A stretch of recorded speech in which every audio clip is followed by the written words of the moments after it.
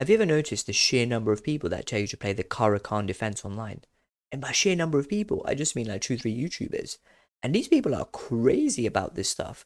And so when I started playing chess 3 years ago when my daughter was born, here she is. Isn't she so cute? I want you to leave like an R in the comments below. And that's got nothing to do with trying to boost my engagement metrics. It's all about being friendly here. I was thinking, why do I play the Caro-Kann defense? And so let's put it up on the screen. E4, C6, as you know, is the Caro-Kann defense. And so the reason I was playing this, and I guess is the reason many of you play this, is that nothing works against the Caro-Kann, right? So your opponent could be like, I can queen h5 this guy. That doesn't do anything. Knight c6, get that queen out of here. Your opponent play f4. There's no such thing as the king's gambit against the Caro-Kann. You just d5 this. They move here. We play bishop f5, e6. This turns into some kind of advanced variation. Or they play bishop c4, trying to do some bishop's opening thing, some gambit. You just d5, takes, and now this bishop's got to move. And so let me show you a typical Caro-Kann game in the Lichess database. And so we can just assume that the vast majority of people in Lichess are just beginners and good beginners. As it goes e4, c6, they play d4, d5. Okay, the most popular move here is e5. Is the advanced variation. And now you have a choice. You can play bishop f5 or you can play c5. And because Gotham Chess tells you to play c5, you play c5. You know what the most popular move in the Lichess database now is? c3. And we're about 4 moves into this game. Nothing's happening. And so this game goes on. Let's play knight c6, knight f3. You'll find this stuff in grandmaster manuals. Takes, bishop g4, bishop b2. We're about 7, 8 moves into this game. And it's a dead zero engine evaluation. And you're thinking, wow, where's my chances in this game? Meanwhile, in an e4, e5 game somewhere on Lichess, this is what's happening. They go knight f3, most popular move, knight c6, bishop c4. Beginner level, most people go with Italian game. They're not going to play the Ruy Lopez. And now the key move to play here is knight f6. Don't play bishop c5 right now, because that's just too quiet. Just play knight f6. Play it at the top level. Grandmasters play knight f6.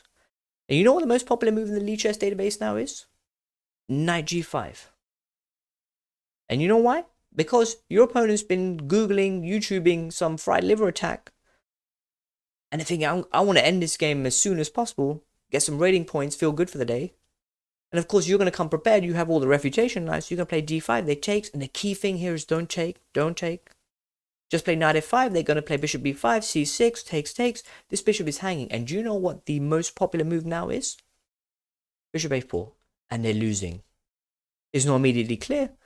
But here's one example line. h6, knight f3, e4, knight e5. And the winning move now, queen d4. There is a double attack here on this bishop and knight. And White is thinking, it's all good. I'll just take here with check. I got this check. Doesn't work. Because after takes, and queen c5, where is this knight going to go? It's time to hit that resign button. And you'll say, oh, no, but hold on. You're just selling me some snake oil here. Because this bishop a4 move is just what you're relying on. But let me tell you, there's so many things that go wrong here for White. So they play queen f3. Just play at top level.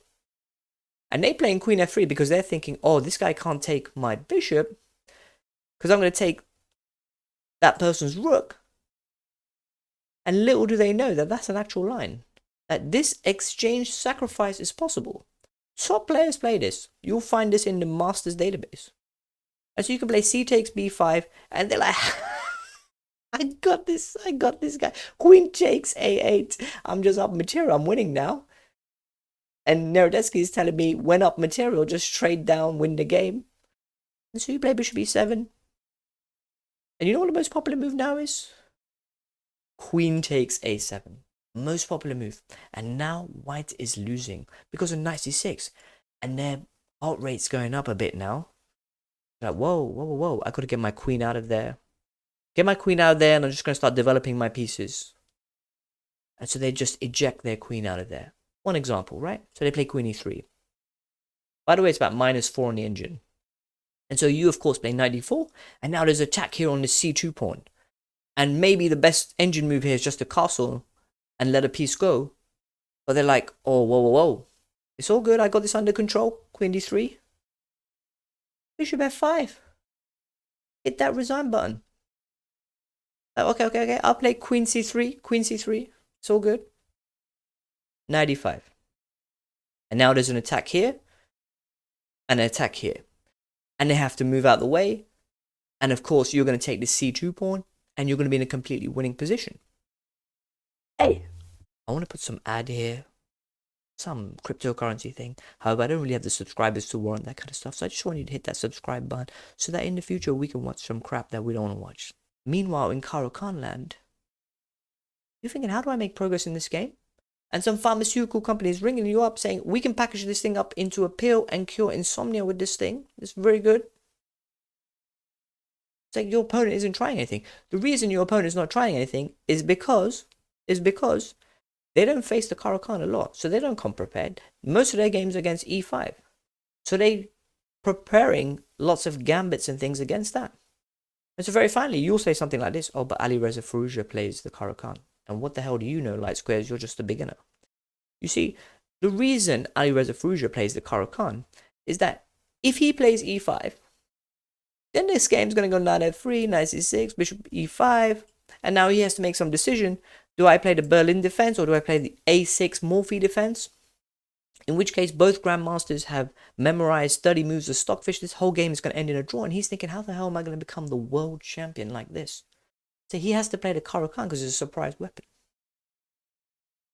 But for the rest of us beginners, people just playing chess online, having fun, we're not going to face 20 moves of the Berlin defense, guys. We're going to face King's Gambit. We're going to face Queen h5. We're going to face Ponziani stuff. We're going to play Bishop's opening stuff.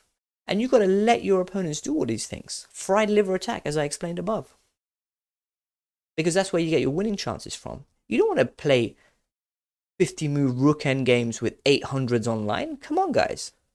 You want this stuff to end quickly. So let your opponents do these things, and sure, we're going to get checkmated. But when we learn the refutation lines, we're going to get winning chances. Thank you very much for your time.